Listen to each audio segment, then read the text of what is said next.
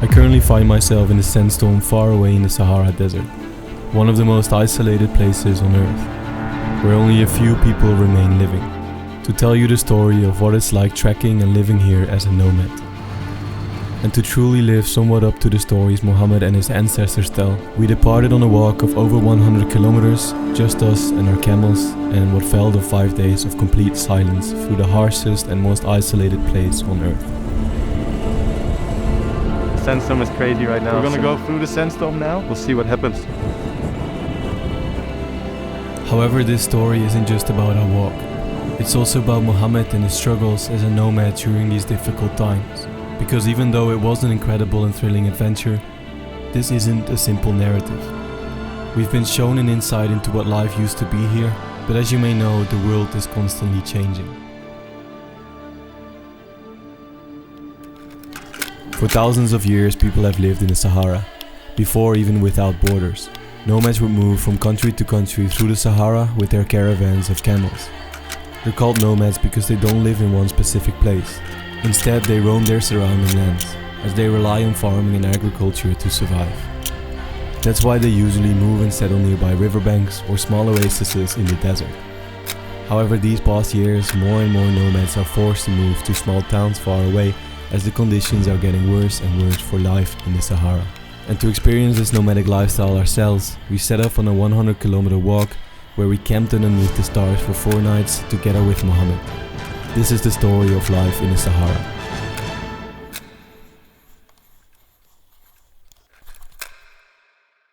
With more excitement for adventures than ever, we started our trip to the Sahara.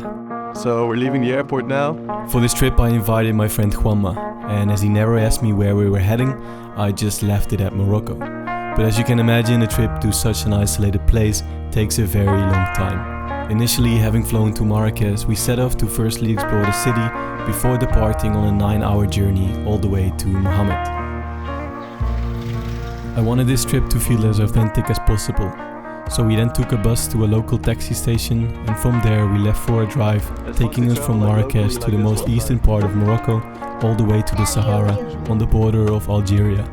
So we're now going through one of the traditional villages, but I've never been to a village this beautiful. This entire story starts with Mohammed. He grew up as a nomad here in the Sahara, but he now lives in a small oasis town called Hamid. It's the last Moroccan village before entering the Sahara.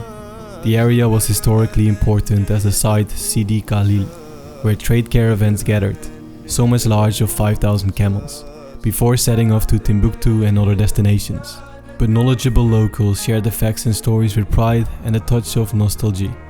In Hamid, people have lived a self-sufficient way for hundreds of years. But because of reduced rainfall in the 70s, it became more difficult to live off the land.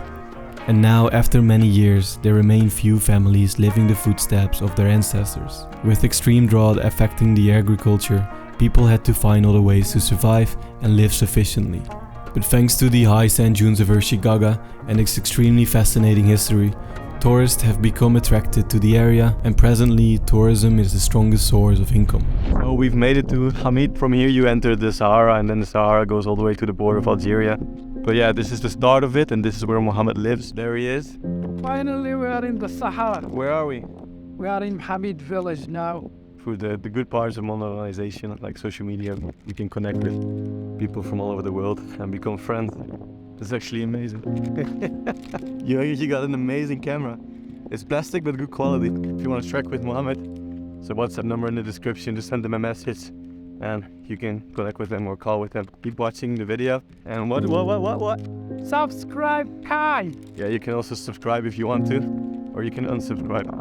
It's also okay. Before there were borders in the Sahara, it was not uncommon for nomadic Sahrawi people who inhabited and still inhabit the Western Sahara to go on treks of over 40 days, and sometimes without visiting any villages in between for up to 15 days.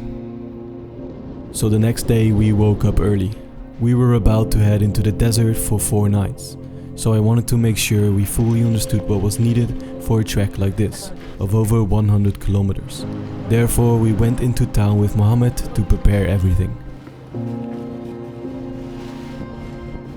So let me quickly show you how much stuff there's needed. There's 3 camels there. and this is everything that they're gonna carry. As we finished preparing, we were more excited than ever, but we had no idea what we were getting ourselves into.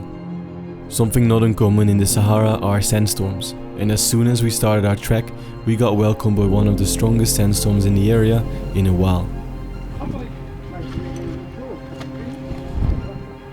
However, we had to leave if we wanted to make it to our first camp before dark, because from our starting position the first camp would take 30 miles.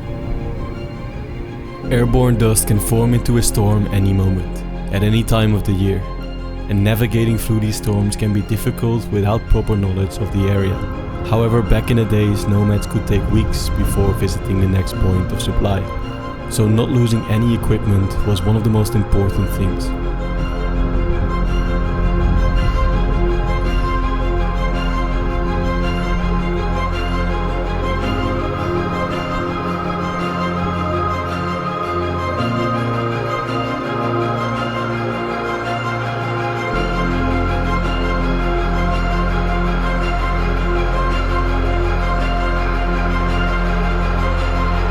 From a combination of wind, dust and tears, our eyes were completely black. So after 4 hours of walking and noticing that the dust storm was only getting stronger, we decided to take some rest and see if we could wait out the storm. So we're now in the shade and away from the sandstorm. My hair on my face, and I'm getting a little bit burned as well, I think, but it's completely yellow because of the sand. Mama's taking some film photos, and this is where we're gonna have lunch. Been walking for around 3 hours now, so it's not so bad. Yeah, let's say hi to the camels. Hello, buddy. Camel 1. Say hi to camel 2. What's up, buddy? So we keep hiding from the sandstorm, and we're waiting it out a little bit, see if we can continue, because we really have to. And hopefully tomorrow this gets better. It's quite bad still. Everything is slowly getting full of sand, so I'm hiding it underneath it. So, but even then, like, you can tell it's getting all sandy on this t-shirt, even though we're outside of the sandstorm. So I wonder if you can hear the sandstorm, but I think you can. But luckily we're safe here. However, it did get a little bit worse. What's the idea of today? Today we will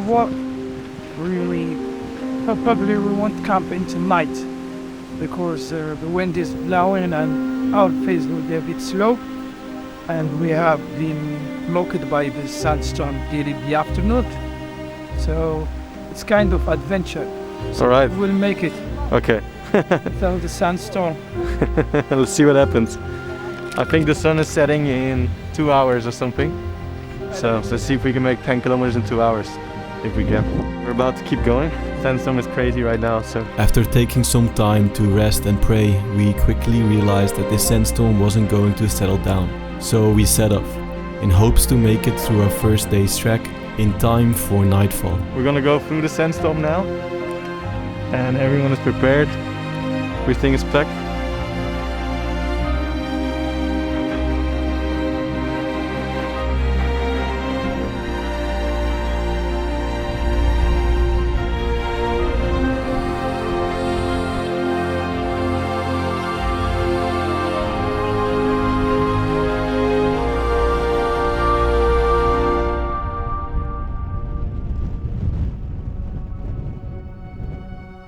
So I'm quickly hiding from the wind to explain the situation. We lost one camel. I'm actually not sure what happened. I think we were all dreaming.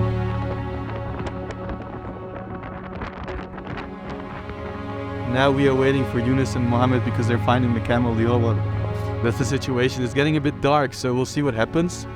But we might have to go back to the safe spot, camp out there, and hopefully find the camel tomorrow, or hopefully someone else finds it. I'm not sure. I'll keep you updated. In the meantime, we just wait here and relax. But I would feel very bad if they lost it.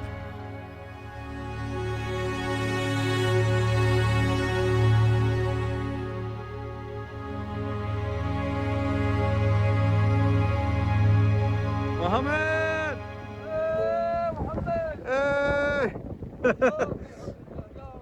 As you can tell, Mohammed found the camel. He's coming back, I think. Relieved knowing that we were now able to continue our walk for the next days, we set off into the night.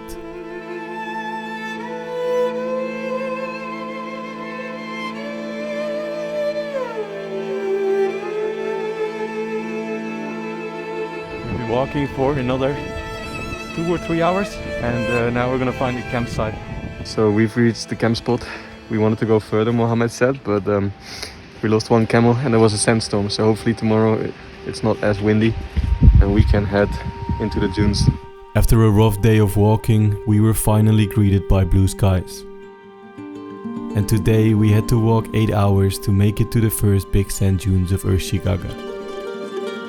These wild places fascinate me, and being here I got to realize it again, because here nature has control over us. So in case you're wondering why we wear the scarves like this, or in this case a t-shirt, because with the heat your lips get so dry, so you want to keep them out of the sun, and you also don't want them to get burned. Life in the Sahara isn't easy. And while I walked, I couldn't stop but think about how tough it must be in the summer months.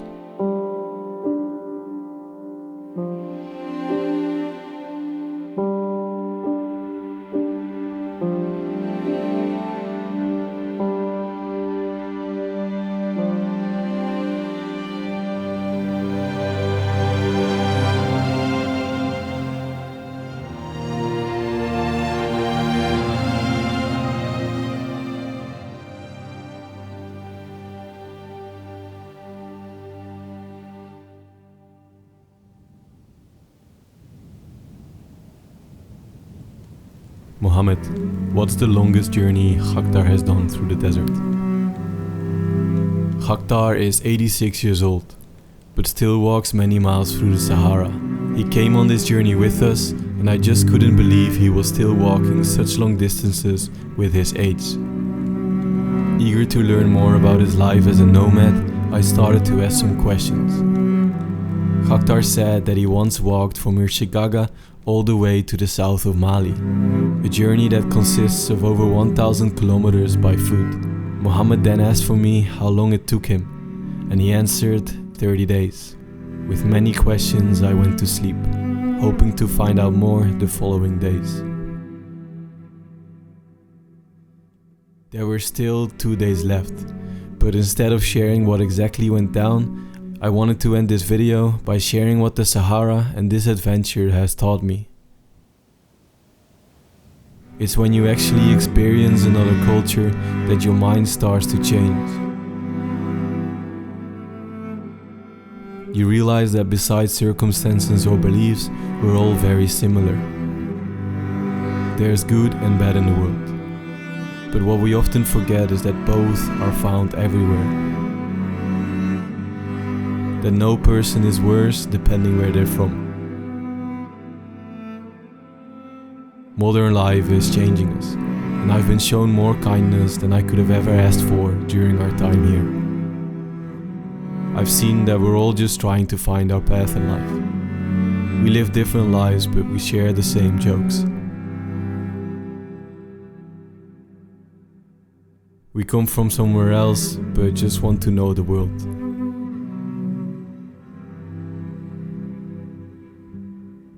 We believe in something else, but ask the same questions. The Sahara has been one of the roughest places I've been. The people here inspire me, and I hope I've left with some lessons I can carry with me forever.